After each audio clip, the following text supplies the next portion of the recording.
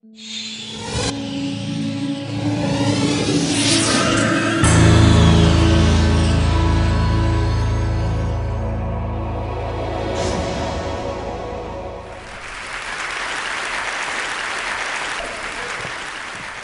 I'll start with this. A couple of years ago, an event planner called me because I was going to do a speaking event. And she called and she said, I'm really struggling with how to write about you on the little flyer. And I thought, well, what's the struggle? And she said, well, I saw you speak, and I'm going to call you a researcher, I think, but I'm afraid if I call you a researcher, no one will come because they'll think you're boring and irrelevant. And I was like, okay. And she said, but the thing I liked about your talk is, you're a storyteller, so I think what I'll do is just call you a storyteller. And of course, the academic, insecure part of me was like, you're going to call me a what? And she said, I'm going to call you a storyteller. And I was like, oh, why not Magic Pixie? I was like, let me think about this for a second. And so I tried to call deep on my courage, and I thought, I am a storyteller. I'm a qualitative researcher. I collect stories. That's what I do. And maybe stories are just data with a soul, and maybe I'm just a storyteller. So I said, you know what? Why don't you just say I'm a researcher storyteller? And she went, there's no such thing. So I'm a researcher storyteller.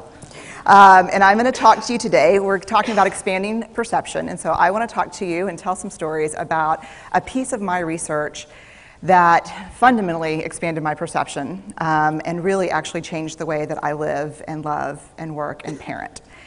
And this is where my story starts. When I was a young researcher, doctoral student, my first year I had a research professor who said to us, here's the thing, if you cannot measure it, it does not exist. And I thought he was just sweet-talking me. I was like, really? And he's like, absolutely. So you have to understand that I have a bachelor's in social work, a master's in social work, and I was getting my PhD in social work. So my entire academic career was surrounded by people who kind of believed in the life's messy, love it, and I'm more the life's messy, clean it up, organize it, and put it into a bento box. And so to think that I had found my way, to found a career that takes me, really one of the big sayings in social work is lean into the discomfort of the work. And I'm like, knock discomfort upside the head and move it over and get all A's. That was my mantra. So I was very excited about this. And so I thought, you know what? This is the career for me because I am interested in some messy topics, but I want to be able to make them not messy. I want to understand them. I want to hack into these things that I know are important and lay the code out for everyone to see. So where I started was with connection, because by the time you're a social worker for 10 years, what you realize is that connection is why we're here. It's what gives purpose and meaning to our lives.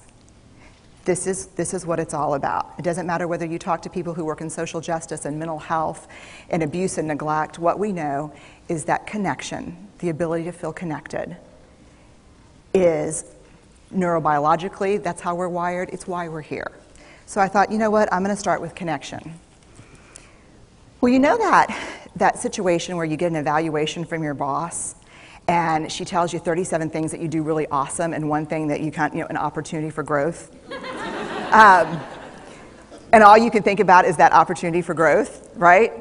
Well, apparently this is the way my work went as well, because when you ask people about love, they tell you about heartbreak. When you ask people about belonging, they'll tell you their most excruciating experiences of being excluded. And when you ask people about connection, the stories they told me were about disconnection. So very quickly, really about 6 weeks into this research, I ran into this unnamed thing that absolutely unraveled connection in a way that I didn't understand or had never seen. And so I pulled back out of the research and thought, I need to figure out what this is. And it turned out to be shame. And shame is really easily understood as the fear of disconnection. Is there something about me that if other people know it or see it, that I won't be worthy of connection? The things I can tell you about it, it's universal. We all have it. The only people who don't experience shame have no capacity for human empathy or connection. No one wants to talk about it, and the less you talk about it, the more you have it. What underpinned this shame, this I'm not good enough, which we all know that feeling, I'm not blank enough, I'm not thin enough, rich enough, beautiful enough, smart enough, promoted enough. The thing that underpinned this was excruciating vulnerability. This idea of, in order for connection to happen, we have to allow ourselves to be seen, really seen. And you know how I feel about vulnerability. I hate vulnerability. And so I thought, this is my chance to beat it back with my measuring stick. I'm going in, I'm going to figure this stuff out, I'm going to spend a year, I'm going to totally deconstruct shame, I'm going to understand how vulnerability works, and I'm going to outsmart it. So I was ready, and I was really excited. As you know, it's not going to turn out well. You know this. So I could tell you a lot about shame, but I'd have to borrow everyone else's time. But here's what I can tell you that it boils down to. And this may be one of the most important things that I've ever learned in the decade of doing this research. My 1 year has turned into 6 years, thousands of stories, hundreds of long interviews, focus groups. At one point, people were sending me journal pages and sending me their stories, thousands of pieces of data. And 6 years. And I kind of got a handle on it. I kind of understood this is what shame is, this is how it works. I wrote a book, I published a theory, but something was not okay. And what it was is that if I roughly took the people I interviewed and divided them into people who really have a sense of worthiness, that's what this comes down to, a sense of worthiness. They have a strong sense of love and belonging. And folks who struggle for it, and folks who are always wondering if they're good enough. There was only one variable that separated the people who have a strong sense of love and belonging and the people who really struggle for it, and that was the people who have a strong sense of love and belonging believe they're worthy of love and belonging. That's it. They believe they're worthy. And to me, the hard part of the one thing that keeps us out of connection is our fear that we're not worthy of connection, was something that personally and professionally I felt like I needed to understand better. So what I did is I took all of the interviews where I saw worthiness, where I saw people living that way, and just looked at those. What do these people have in common? And I have a slight office supply addiction, but that's another talk. So I had a manila notebook, a manila folder, and I had a Sharpie, and I was like, what am I going to call this research? And the first words that came to my mind were wholehearted. These are kind of wholehearted people living from this deep sense of worthiness. So I wrote at the top of the manila folder, and I started looking at the data. In fact, I did it first in this in a 4-day, very intensive data analysis where I went back, pulled these interviews, pulled the stories, pulled the incidents. What's the theme? What's the pattern? My husband left town with the kids because I always go into this kind of Jackson Pollock crazy thing where I'm just like writing and going and kind of just in my researcher mode. And so here's what I found. What they had in common was a sense of courage. And I want to separate courage and bravery for you for a minute. Courage, the original definition of courage, when it first came into the English language, it's from the Latin word cur, meaning heart. And the original definition was to tell the story of who you are with your whole heart. And so these folks had, very simply, the courage to be imperfect. They had the compassion to be kind to themselves first and then to others, because as it turns out, we can't practice compassion with other people if we can't treat ourselves kindly.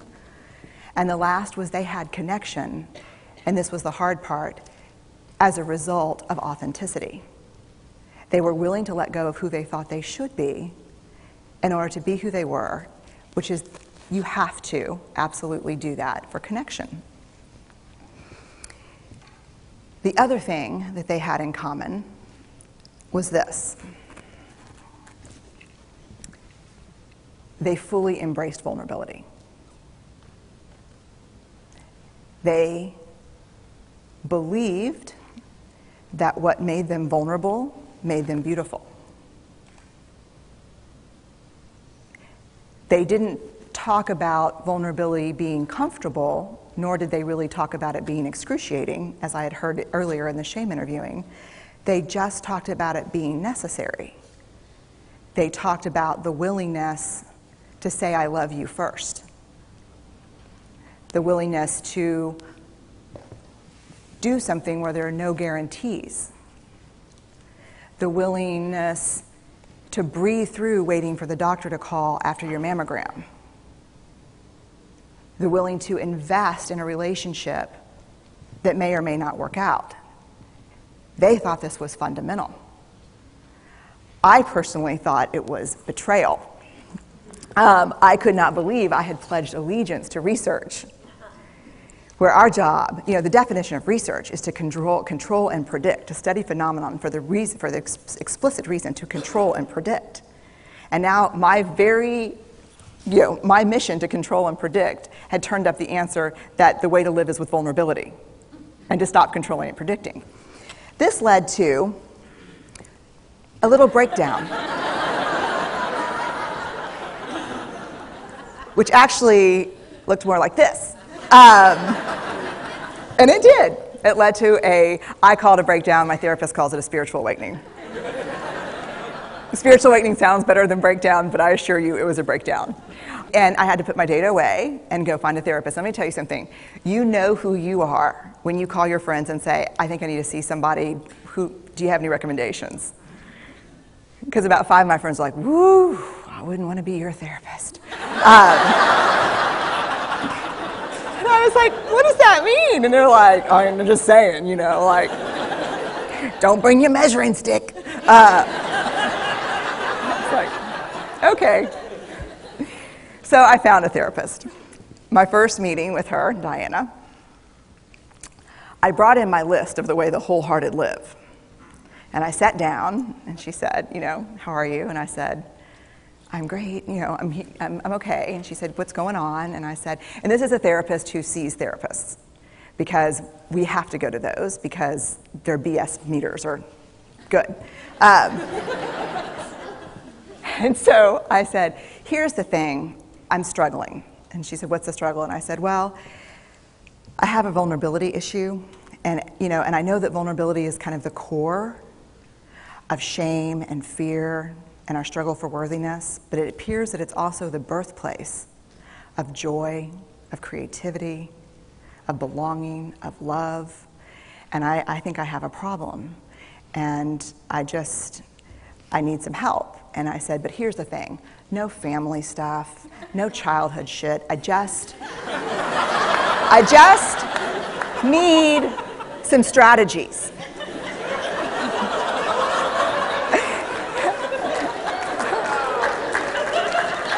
Thank you. So she goes like this. And then I said, it's bad, right? And she said, it's neither good nor bad. It just is what it is. And I said, oh my God, this is going to suck. And it did, and it didn't. And it took about a year. And you know how there are people that, like, when they realize that vulnerability and tenderness are important, that they kind of surrender and walk into it? A, that's not me. And B, I don't even hang out with people like that. For me, it was a year-long street fight. It was a slugfest. Vulnerability pushed, I pushed back. I lost the fight, but probably won my life back. And so then I went back into the research and spent the next couple of years really trying to understand what the wholehearted, what the choices they were making, and what are we doing with vulnerability? Why do we struggle with it so much? Am I alone in struggling with vulnerability? No. So this is what I learned. We numb vulnerability. When we're waiting for the call, it was funny, I sent something out on Twitter and on Facebook that says, how would you define vulnerability? What makes you feel vulnerable? And within an hour and a half, I had 150 responses. because I wanted to know, what's out there. Having to ask my husband for help because I'm sick and we're newly married. Initiating sex with my husband. Initiating sex with my wife. Being turned down. Asking someone out. Waiting for the doctor to call back. Getting laid off. Laying off people. This is the world we live in. We live in a vulnerable world. And one of the ways we deal with it is we numb vulnerability. And I think there's evidence. And it's not the only reason this evidence exists, but I think that it's a huge cause. We are the most in debt, obese, addicted, and medicated adult cohort in U.S. history. The problem is, and I learned this from the research, that you cannot selectively numb emotion. You can't say, here's the bad stuff. Here's vulnerability, here's grief, here's shame, here's fear, here's disappointment. I don't want to feel these. I'm going to have a couple of beers and a banana nut muffin. I don't want to feel these. And I know that's knowing laughter. I hack into your lives for a living. I know that's, God. You can't numb those hard feelings without numbing the other affects or emotions. You cannot selectively numb. So when we numb those, we numb joy. We numb gratitude. We numb happiness. And then we are miserable and we are looking for purpose and meaning. And then we feel vulnerable. So then we have a couple of beers and a banana nut muffin. And it becomes this dangerous cycle. One of the things that I think that we need to think about is why and how we numb. And it doesn't just have to be addiction. The other thing we do is we make everything that's uncertain certain. Religion has gone from a belief in faith and mystery to certainty. I'm right, you're wrong, shut up. That's it. Just certain. The more afraid we are, the more vulnerable we are, the more afraid we are. This is what politics looks like today. There's no discourse anymore. There's no conversation. There's just blame. You know how blame is described in the research? A way to discharge pain and discomfort. We perfect. If there's anyone who wants their life to look like this, it would be me. But it doesn't work, because what we do is we take fat from our butts and put it in our cheeks. Which just, I hope in 100 years people will look back and go, wow. And we perfect, most dangerously, our children. Let me tell you what we think about children. They're hardwired for struggle when they get here. When you hold those perfect little babies in your hand, our job is not to say, look at her, she's perfect. My job is just to keep her perfect, make sure she makes the tennis team by 5th grade and Yale by 7th grade. That's not our job. Our job is to look and say, you know what? You're imperfect and you're wired for struggle, but you are worthy of love and belonging. That's our job. Show me a generation of kids raised like that and we'll end the problems I think that we see today. We pretend that what we do doesn't have an effect on people. We do that in our personal lives. We do that corporate, whether it's a bailout, an oil spill, a recall. We pretend like what we're doing doesn't have a huge impact on other people. I would say to companies, this is not our first rodeo, people. We just need you to be authentic and real and say, we're sorry, we'll fix it. But there's another way, and I'll leave you with this. This is what I have found. To let ourselves be seen. Deeply seen. Vulnerably seen.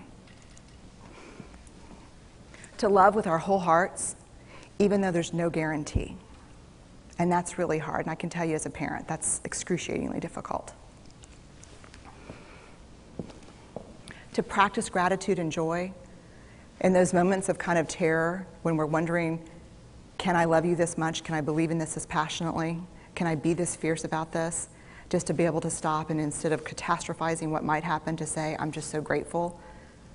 Because to feel this vulnerable means I'm alive. And the last, which I think is probably the most important, is to believe that we're enough. Because when we work from a place, I believe, that says, I'm enough, then we stop screaming and start listening.